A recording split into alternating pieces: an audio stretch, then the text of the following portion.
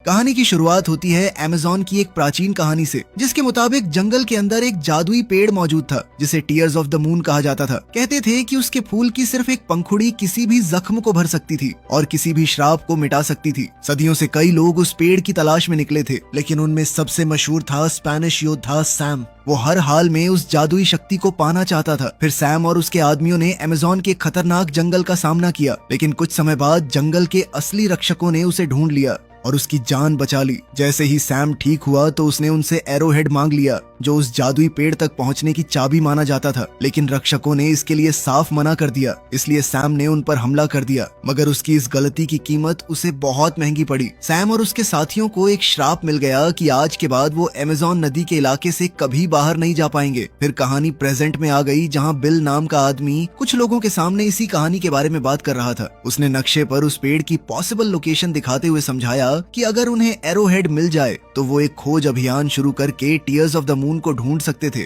लेकिन असल में ये पूरा भाषण उसकी बहन लिली ने लिखा था और वो ऊपर छुपकर खड़ी हर लाइन उसके साथ बोल रही थी। कुछ देर बाद लिली को समझ आ गया कि उसका भाई सोसाइटी को एरोहेड देने के लिए राजी नहीं करा पाएगा, इसलिए उसने खुद ही मामला संभालने का फैसला कर लिया। जब बिल सबका ध्यान भटकाने लगा तब लिली चुपके से सोसाइटी के कॉरिडोर्स में घुस गई। उसके हाथ में एक नक्शा था जो उसे आर्टिफैक्ट्स के कमरे तक ले जाने वाला था, मगर रास्ते में उसकी टक्कर प्रिंस पार्क से हो गई। पार्क को लगा कि वो बस किसी असिस्टेंट का कमरा ढूंढ रही थी, इसलिए उसने बिना शक किए उसे जाने दिया। अब लिली सीधे आर्टिफैक्ट्स कमरे में घुस गई। फिर उसने अपने कपड़े बदल कर लड़कों वाले कपड़े पहन लिए ताकि किसी का ध्यान उस पर न जाए। कुछ देर बाद उसे वो क्रेट मिल गया जिसमें एरोहेड रखा हुआ था। जैसे ही उसने क्रेट खोला तो उसने तुरंत एरोहेड चुरा लिया। लेकिन उसी वक्त अचानक एक सोसाइटी मेंबर प्रिंस पार्क को भी उस कमरे में ले आया। पता चला कि पार्क भी उसी एरोहेड की तलाश में था और जैसे ही उन्होंने क्रेट खोलकर देखा तो एरोहेड गायब था। तभी अचानक पार्क की नजर लिली पर पड़ी, जो वहां से भागने की कोशिश कर रही थी। प्रिंस पार्क ने तुरंत अपने आदमियों को लिली को पकड़ने का हुक्म दिया, लेकिन लिली इतनी आसानी से हार मानने वाली नहीं थी। उसने अपनी चालाकी और फुर्ती का इस्तेमाल करते हुए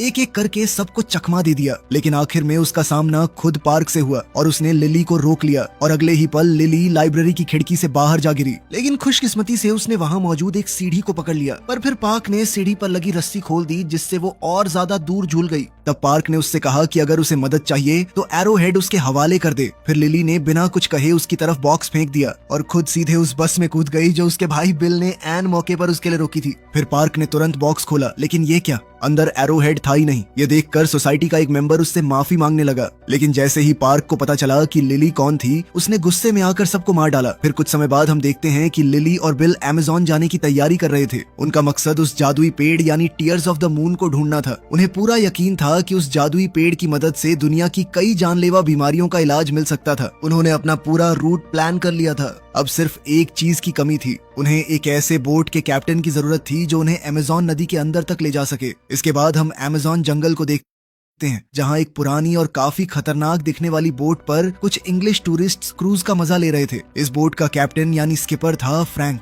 एक ऐसा आदमी जो लोगों को बेवकूफ बनाकर पैसे कमाने में माहिर था। उसने अपने पूरे क्रूज बिजनेस को एक ही आइडिया पर खड़ा किया था कि अमेज़न की हर चीज इंसान को मार सकती थी। इसी डर का फायदा उठाकर वो टूरिस्ट से ज्यादा पैसे वसूल करता था। वो तरह तरह के नाटक और ट्रिक्स करता ताकि सबको लगे कि वो किसी जानलेवा एडवेंचर का हिस्सा बने हुए थे। यहाँ तक कि उसने एक लोकल ट्राइब को भी पैसे दे रखे थे ताकि वो उसके झूठ में साथ दे। दूसरी तरफ लिली और बिल भी अमेज़न के किनारे बसी एक छोटी सी बस्ती में पहुंच गए थे, जहाँ फ्रैंक अपना पूरा काम चला रहा था। लेकिन उन्हें पता नहीं था कि प्रिंस पार्क के आदमी भी उनका पीछा कर रहे थे। खैर, लिली अपने मिशन को लेकर बेहद उत्साहित थी और जैसे ही वो पहुंची तो तुरंत स्किपर की तलाश में निकल पड़ी। उसकी नजर रॉय नाम के आदमी पर थी, जो डॉक पर मौजूद ज्यादातर बोट्स का मालिक लग रहा था। उधर हम देखते हैं कि रॉय सीधे फ्रैंक के पास गया, जो अभी अभी अपनी बोट लेकर वापस आया था। रॉय ने उससे अपना उधार चुकाने को कहा, लेकिन फ्रैंक के पास पूरे पैसे नहीं थे, इसलिए रॉय ने उसकी बोट का इंजन निकाल लिया और लॉक करके रख दिया। उसने साफ कह दिया कि इंजन तभी वापस मिलेगा जब पूरा कर्जा चुकाया जाएगा। फिर कुछ देर बाद लिली और बिल अलग अलग होकर रॉय को ढूंढने लगे और इसी दौरान लिली रॉय के ऑफिस के सामने पहुंच गई, जहां उसकी मुलाकात रॉय की जगह फ्रैंक से हो गई। असल में फ्रैंक रॉय के ऑफिस में चोरी छुपे घुसा हुआ था। उसका मकसद सिर्फ एक था, अपनी बोट का इंजन वापस लेने के लिए चाबी चुराना। लेकिन जब लिली वहां पहुंची तो उसने तुरंत खुद को रॉय बता दिया ताकि उस पर कोई शक न हो। फिर लिली ने बताया कि उसे अमेज़न नदी के अंदर एक खास जगह तक जाना था और वो इस काम के लिए अच्छे खासे पैसे देने को तैयार थी। पैसे का नाम सुनते ही फ्रैंक ने दरवाजा खोल दिया। लिली सीधे अंदर घुस गई और बिना वक्त गवाए उसे नक्शा दिखाकर बताने लगी कि उसे कहां पहुंचना था। वहीं फ्रैंक अब भी रॉय बनने का नाटक कर रहा था। उसने कहा कि जहां लिली जाना चाहती थी वो जगह बेहद खतरनाक है।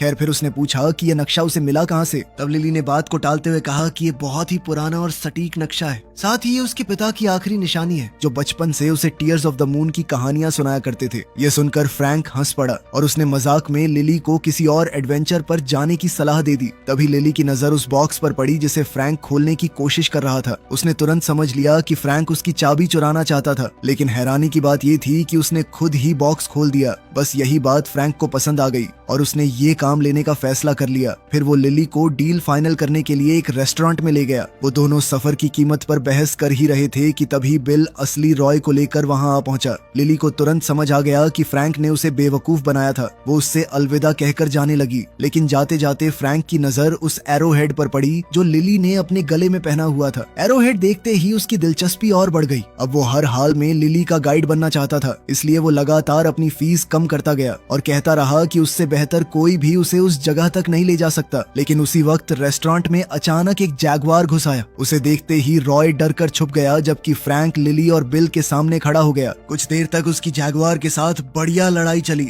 और फिर उसने मीट का एक टुकड़ा बाहर फेंक कर जैगवार को भगा दिया। जैगवार से निपटने का फ्रैंक का अंदाज देखकर लिली का भरोसा उस पर जम गया और उसने उसी वक्त उसे अपने गाइड के तौर पर रख लिया।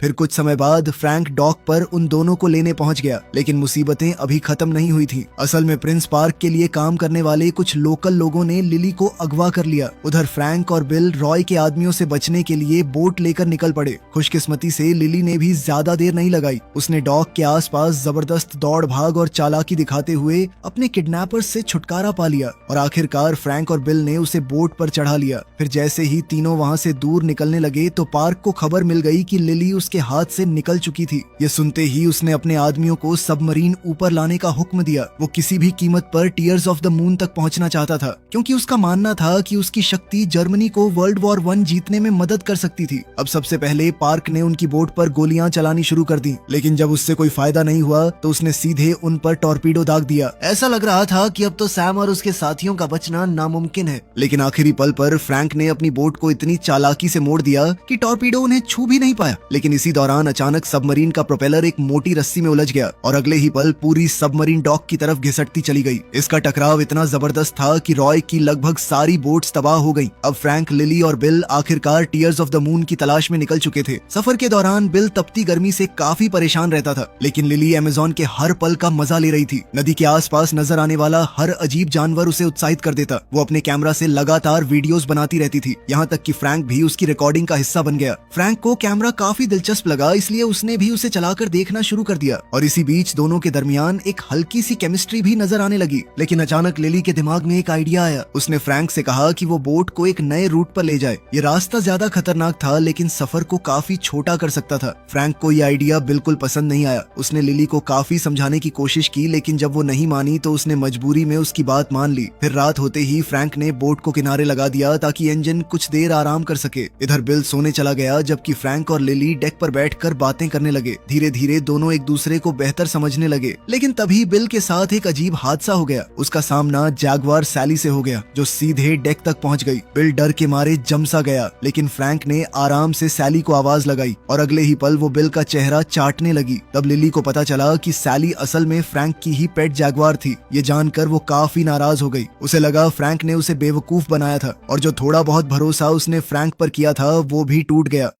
वहीं दूसरी तरफ पार्क ने भी अपना रास्ता बदल लिया था। उसका इरादा सैम और उसके श्रापित साथियों को ढूंढने का था, क्योंकि उसे लगता था कि वही लोग उसे जादुई पेड़ तक पहुंचने में मदद कर सकते थे। फिर कुछ समय बाद वो उस जगह पहुंच गया जहां सदियों पहले सैम और उसके आदमियों को कैद किया गया था। वहां पार्क सैम के पत्थर बने शरीर के पास गया और उस पर नदी का थोड़ा सा पानी गिरा दिया। अगले ही पल उसके शरीर से 2 सांप बाहर निकले। पता चला कि वो सांप सैम का ही हिस्सा थे। उनके जरिए सैम ने पार्क से बात की। फिर दोनों ने एक सौदा किया। पार्क एरोहेड ढूंढने में मदद करेगा और बदले में सैम उसे टीयर्स ऑफ द मून तक ले जाएगा। इसके बाद सांप ने इस सौदे की कसम खाई और फिर पार्क ने सैम और उसके साथियों को उनकी कैद से आजाद कर दिया। इधर अगली सुबह फ्रैंक और उसके साथी आखिरकार अमेज़न के खतरनाक बहाव तक पहुंच गए थे। जैसे ही वो खतरनाक पानी के बीच आगे बढ़े, फ्रैंक ने किसी तरह बोट को संभाले रखा। डर के बावजूद लिली जिद करती रही कि वो इसी रास्ते पर आगे बढ़े। 20 सफर में उनकी बोट लगभग एक खतरनाक ढलान से नीचे गिरने वाली थी। ये देखकर सबकी सांसें थम गईं, लेकिन फ्रैंक ने वक्त रहते बोट को संभाल लिया और उसे शांत पानी की तरफ ले आया, जिसके बाद उन सबकी जान में जान आई। खैर कुछ देर बाद फ्रैंक और बिल इंजन के लिए लकड़ी इकट्ठी करने लगे। तब बिल ने बताया कि वो लिली के साथ इस मिशन पर क्यों आया था, जबकि वो उसकी तरह एडवेंचरस बिल्कुल नहीं था। असल में जब उसे एहसास हुआ कि वो गे था, तब पूरे परिवार में सिर्फ लिली ही उसके साथ खड़ी रही थी और इसी वजह से वो उसके लिए कहीं भी जाने को तैयार था। उधर लिली चुपके से फ्रैंक के कैबिन में घुस गई और वहाँ उसे एक हैरान कर देने वाली चीज मिली। जब फ्रैंक वापस बोट पर आया तो लिली ने उससे कैबिन में मिले मैप्स और डॉक्यूमेंट्स के बारे में सवाल किया। उसे लगा कि फ्रैंक भी उसी पेड़ की तलाश में था। फ्रैंक ने कहा कि हाँ, किसी जमाने में ऐसा था, लेकिन बहुत पहले। उसने बताया कि अमेज़न आने की उसकी वजह भी वही थी। वो भी उस जादुई ताकत की तलाश में आया था, लेकिन उसे कभी ढूंढ नहीं पाया। लेकिन तभी अचानक फ्रैंक की किराए पर रखी हुई ट्राइब ने उन पर हमला कर दिया। कुछ देर तक वो लोग लिली और बिल के सामने ये नाटक चलाते रहे। फ्रैंक ट्रांसलेटर बनकर लिली और ट्राइब के चीफ के बीच बात करवाता रहा, लेकिन जब लिली ने बात कुछ ज्यादा ही आगे बढ़ा दी तो चीफ ने पूरा नाटक खत्म करने का फैसला कर लिया। कुछ समय बाद लिली ने चीफ से एरोहेड पर बने निशानों का मतलब पूछा। चीफ ने बताया कि जो भी टीयर्स ऑफ द मून की तलाश में निकलेगा, उसे पानी को पत्थर में बदलना होगा और एक टूटे हुए दिल को जोड़ना होगा। उसने ये भी बताया कि उस पेड़ पर खास फूल सिर्फ रेयर क्राइंग मून के दौरान खिलता था और उनके मुताबिक वो पल 2 दिन बाद आने वाला है। चीफ ने कहा कि पेड़ तक पहुंचने के लिए उसे ऐसे सांप का पीछा करना होगा जो अपनी ही पूंछ को काट रहा हो। ये सुनते ही लिली को याद आया कि उसने वही निशान मैप में देखा था। उसने तुरंत मैप देखा और उस सिंबल को वहां ढूंढ निकाला। अब लिली को लगा कि वो फ्रैंक के बिना बस एक नाव में बैठकर वहां तक पहुंच सकती है, इसलिए उसने फ्रैंक को उसका बाकी बचा हुआ पैसा दे दिया। मगर उस रात गांव पर अचानक श्रापित लोगों यानी कॉन्क्विस्टाडोर्स ने हमला कर दिया। उनका सिर्फ एक मकसद था, एरोहेड हासिल करना। फ्रैंक, बिल और लिली 3 अलग अलग कॉन्क्विस्टाडोर्स का सामना करने लगे, मगर लड़ाई के दौरान उनमें से एक ने लिली के गले से एरोहेड छीन लिया और उसे सैम तक पहुंचा दिया। एरोहेड मिलते ही सैम वहां से भागने लगा, लेकिन फ्रैंक ने उसका रास्ता रोक लिया और दोनों के बीच उस आर्टिफैक्ट को लेकर जबरदस्त लड़ाई शुरू हो गई। मगर इसी बीच सैम ने फ्रैंक को चाकू मार दिया, लेकिन पेड़ों के बीच से नीचे गिरने से पहले फ्रैंक ने एरोहेड वापस छीन लिया और उसे लिली की तरफ उछाल दिया। उधर चीफ ने लिली और बिल की जान बचा ली और दोनों को सुरक्षित नीचे ले आई। फिर उसने लिली से कहा कि वो नदी की नजर से दूर भाग जाए, क्योंकि कॉन्क्विस्टाडोर्स नदी के पार नहीं जा सकते थे। लिली भागने लगी, लेकिन सैम के सांप उस तक पहुंच गए और उसे जकड़ लिया। सैम कुछ कर पाता उससे पहले ही जंगल ने उसे और उसके साथियों को घसीटकर वापस नदी की तरफ खींच लिया। जब कॉन्क्विस्टाडोर्स ने खुद को संभाला, तब उन्हें समझ आ गया कि लिली तक पहुंचने के लिए अब उन्हें पार्क की मदद चाहिए थी। तब सैम के एक साथी ने अपनी मधुमक्खियां पार्क के पास भेज दी ताकि उसे उनकी हालत की खबर मिल सके। फिर अगली सुबह लिली ने फ्रैंक को देखा और उसे लगा कि वो बिल्कुल ठीक ठाक था, लेकिन जब चीफ और बिल वहां पहुंचे तब उनकी नजर फ्रैंक की पीठ में घुसे हुए चाकू पर पड़ी। अब फ्रैंक के पास सच बताने के अलावा कोई रास्ता नहीं बचा था। उसने कबूल किया कि वो भी कभी सैम के कॉन्क्विस्टाडोर्स में से एक था, लेकिन वो और कुछ समझा पाता उससे पहले लिली को उसके शरीर से चाकू निकालना पड़ा। मगर हैरानी की बात ये थी कि चाकू निकालने के बाद भी फ्रैंक को जरा सा नुकसान नहीं हुआ। ये देखकर बिल वहीं बेहोश हो गया। खैर कुछ देर बाद लिली ने उसे होश में लाकर अलविदा कहा। उसने बताया कि सफर का बाकी हिस्सा वो सिर्फ फ्रैंक के साथ तय करेगी। उधर श्रापित कॉन्क्विस्टाडोर्स की मधुमक्खियां पार्क की सबमरीन तक पहुंच गई थी। पार्क ने उन्हें अंदर बुलाया। उनमें से एक मधुमक्खी ने मैप पर एरोहेड की लोकेशन दिखाई। फिर दोनों के बीच पूरी बातचीत हुई, जिसे देखकर पार्क के साथी भी हैरान रह गए। इधर सफर के दौरान फ्रैंक और लिली उसकी पिछली 400 सालों की जिंदगी के बारे में बात करने लगे। फ्रैंक ने बताया कि वो सैम का सबसे करीबी दोस्त था, इसी वजह से वो उसके साथ टीयर्स ऑफ द मून की तलाश में अमेज़न आया था, क्योंकि सैम अपनी बेटी को मौत के मुंह से बचाना चाहता था। फ्रैंक सैम के लिए नक्शे बनाता था और नदी का वो मैप जो लिली इस्तेमाल कर रही थी वो भी फ्रैंक ने ही बनाया था। फ्रैंक ने सैम के साथ जंगल की गहराइयों तक सफर किया था ताकि टीयर्स ऑफ द मून का जादुई फूल ढूंढ सके। लेकिन जब उसने देखा कि जिस ट्राइब ने उनकी जान बचाई थी सैम उनके साथ क्या करने को तैयार था, तब उसे समझ आ गया कि वो इसका हिस्सा नहीं बन सकता। फ्रैंक ने सैम को चीफ की बेटी की जान लेने से रोक दिया। इसी दौरान वो लड़की एरोहेड लेकर भाग निकली और अपनी आखिरी सांस लेते हुए चीफ ने सैम और उसके साथियों को श्राप दे दिया। इस तरह साल बीतने लगे और फ्रैंक और सैम बार बार एक दूसरे से टकराते रहे। आखिरकार फ्रैंक ने सैम और उसके आदमियों को एक गुफा में कैद कर दिया, जहाँ से जंगल उन्हें वापस नदी तक नहीं ले जा सकता था। अगले 300 सालों तक जंगल ने उनके शरीरों को तोड़ मरोड़ दिया और धीरे धीरे उन्हें डरावने राक्षसों में बदल दिया। लिली ये सब ध्यान से सुनती रही। फिर उसने फ्रैंक से पूछा कि उसने पिछले 300 साल कैसे गुजारे। फ्रैंक ने बताया कि उसने वही शहर बसाया था जहाँ लिली उसे मिली थी। इन सालों में उसने कई दोस्त बनाए और उन्हें खोया भी। बाद में उसने टीयर्स ऑफ द मून की तलाश शुरू की। उसने अपनी बोट बनाई और पूरी नदी छान मारी, लेकिन उसे कुछ नहीं मिला। आखिर में थक हार कर उसने तलाश छोड़ दी और वो टूरिस्ट गाइड बन गया। अपनी इस बेहद लंबी जिंदगी में उसने काफी सारी बड़ी बिल्लियों को भी पाला। उधर प्रिंस पार्क अपनी सबमरीन में बिल तक पहुंच गया। उसने बिल को पकड़ लिया और उसे मजबूर किया कि वो टीयर्स ऑफ द मून की लोकेशन बता दे। मजबूरी में बिल ने मैप पर जगह दिखा दी। इसके तुरंत बाद पार्क ने कॉन्क्विस्टाडोर्स की मधुमक्खियों को मार डाला ताकि वो यह जानकारी सैम तक न पहुंचा सके। इधर फ्रैंक और लिली भी उसी जगह की तरफ बढ़ रहे थे। सफर के दौरान फ्रैंक ने लिली को बताया कि जब उसे टीयर्स ऑफ द मून का फूल मिल जाएगा तब वो क्या करेगा। उसने कहा कि उसके पास 2 रास्ते होंगे और वो वही रास्ता चुनेगा जो आखिरकार उसे सुकून दे सके। अगले दिन वो नदी के एक ऐसे हिस्से तक पहुंच गए जहां आगे बढ़ने का कोई रास्ता नजर नहीं आ रहा था। लिली को लगा कि शायद वही वो जगह थी जिसका जिक्र एरोहेड में था, जहां पानी पत्थर में बदल जाता था। तब फ्रैंक नदी में छलांग लगाकर नीचे गया। वहां उसे एक प्राचीन चेम्बर मिला जहां एक लीवर लगा हुआ था, लेकिन वापस आकर उसने लिली को बताया कि उसे ही अंदर जाकर लीवर खोलना पड़ेगा क्योंकि वो खुद उस जगह में फिट नहीं हो सकता था। ये सुनते ही लिली घबरा गई क्योंकि उसे तैरना नहीं आता था, लेकिन आखिरकार फ्रैंक ने उसे मना लिया कि उनके पास और कोई रास्ता नहीं था और फिर दोनों साथ में पानी के अंदर उतर गए। अब जैसे ही लिली चेम्बर के अंदर पहुंची उसने लीवर दबा दिया, लेकिन लीवर दबाते ही दरवाजा बंद हो गया। यह देखकर लिली बुरी तरह घबरा गई। तब फ्रैंक ने उसे किस करके थोड़ी सी हवा दी ताकि वो सांस ले सके। फिर लिली ने किसी तरह उस प्राचीन लीवर को पूरी तरह नीचे कर दिया। उधर फ्रैंक पर पिरानस का झुंड टूट पड़ा। धीरे धीरे वहाँ का सारा पानी निकलने लगा, लेकिन जब तक पानी पूरी तरह नहीं निकलता लिली के पास बाहर निकलने का कोई रास्ता नहीं। फिर जब फ्रैंक आखिरकार उस तक पहुंचा तो उसे लगा कि लिली डूब चुकी थी, लेकिन अगले ही पल लिली की आंखें खुल गईं और उसने फ्रैंक को थप्पड़ मार दिया क्योंकि उसने उसे वहां अकेला छोड़ दिया था। खैर, कपड़े बदलते वक्त दोनों को एहसास हुआ कि उन्होंने आखिरकार पेड़ की असली लोकेशन ढूंढ निकाली थी। लेकिन तभी एक और बड़ी मुश्किल सामने आ गई। जैसे ही वहां का बाकी पानी भी निकल गया उन्होंने देखा कि पार्क भी वहां मौजूद था और उसने बिल को अपना कैदी बना रखा था। मामला और भी खराब तब हुआ जब कॉन्क्विस्टाडोर्स की एक मधुमक्खी जो चुपके से उनका पीछा कर रही थी वापस जाकर श्रापित कॉन्क्विस्टाडोर्स को भी लोकेशन बताई।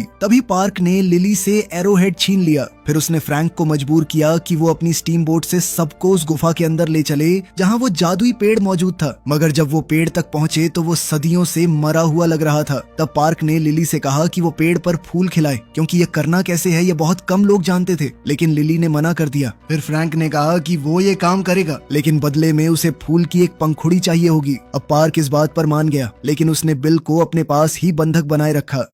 फिर फ्रैंक ने पार्क से एरोहेड लिया और आगे बढ़ने का रास्ता ढूंढने लगा। जब वो तुरंत कामयाब नहीं हुआ तो पार्क ने लिली को भी उसकी मदद करने पर मजबूर कर दिया। फिर दोनों ने मिलकर पहेली सुलझानी शुरू की और तब उन्हें पता चला कि एरोहेड असल में एरोहेड था ही नहीं, दरअसल वो एक दिल था। निशानों के मुताबिक उन्होंने उसे तोड़ दिया और उसके अंदर से एक जादुई टुकड़ा निकाला। फिर उस टुकड़े को पत्थर के एक हिस्से पर रखा गया और जुड़े हुए दिल को दूसरी तरफ। जैसे ही यह हुआ पेड़ की जादुई ताकत सामने आने लगी। चांदनी की रोशनी में वो पेड़ धीरे धीरे खिलने लगा और कुछ ही पलों में वो पूरी तरह फूलों से भर गया। लेकिन पेड़ के खिलते ही लिली ने फ्रैंक को गोली मार दी। गोली लगते ही फ्रैंक गुफा की गहराई में जा गिरा। उधर पार्क ने तुरंत अपने आदमियों को हुक्म दिया कि क्राइंग मून के खत्म होने से पहले सारी पंखुड़ियां तोड़ ली जाए। इसी बीच फ्रैंक ने पार्क के आदमियों से बिल को बचा लिया। फिर सैली की मदद से दोनों ने मिलकर स्टीम बोट पर दोबारा कब्जा कर लिया। फिर लिली पेड़ पर चढ़ गई ताकि एक पंखुड़ी हासिल कर सके, लेकिन क्राइंग मून के खत्म होने से पहले उसे तोड़ने के लिए उसे बहुत तेजी से दौड़ना पड़ा। आखिरकार उसने टीयर ऑफ द मून की एक पंखुड़ी तोड़ ली, लेकिन उस पल वो पेड़ से नीचे गिर गई और वहाँ प्रिंस पार्क पहले से मौजूद था।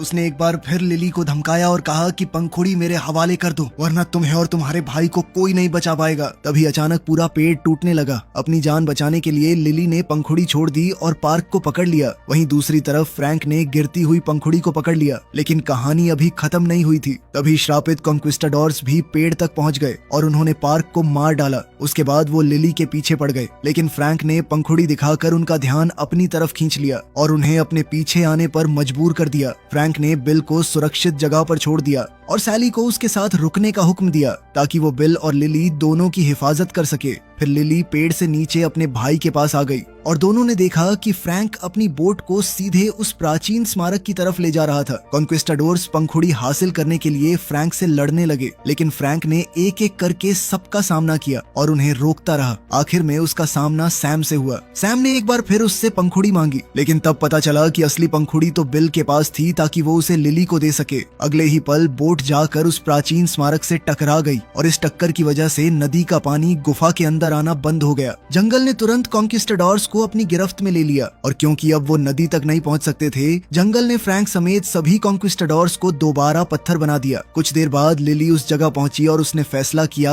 कि वो पंखुड़ी फ्रैंक को देगी ताकि उसका श्राप टूट सके। इस फैसले के साथ ही उसने इंसानियत की मदद करने का अपना सपना भी दांव पर लगा दिया। लेकिन हैरानी की बात ये थी कि कुछ भी नहीं हुआ। मजबूर होकर लिली और बिल वहाँ से चले गए, जबकि सैली अपने मालिक का इंतजार करती रही। तभी लिली को सैली के जोर जोर से गरजने की आवाज सुनाई दी। वो पलट कर देखती है और देखकर हैरान रह गई। फ्रैंक जिंदा हो चुका था। लिली दौड़कर सीधे उसकी बाहों में जा पहुंची और तब उन्होंने देखा कि जादुई पेड़ ने उनके लिए एक और पंखुड़ी छोड़ दी थी। फिर कुछ समय बाद सब लोग वापस शहर लौट आए। अब फ्रैंक ने रॉय को अलविदा कहा और अमेज़न के उन जंगलों से लंदन की ओर निकल पड़ा। आखिरी सीन में हम लंदन की सड़कों पर अपने हीरो हीरोइन को देखते हैं। दोनों एकदम खुश हैं और अपने पालतू बिल्ले के तौर पे जैगुआर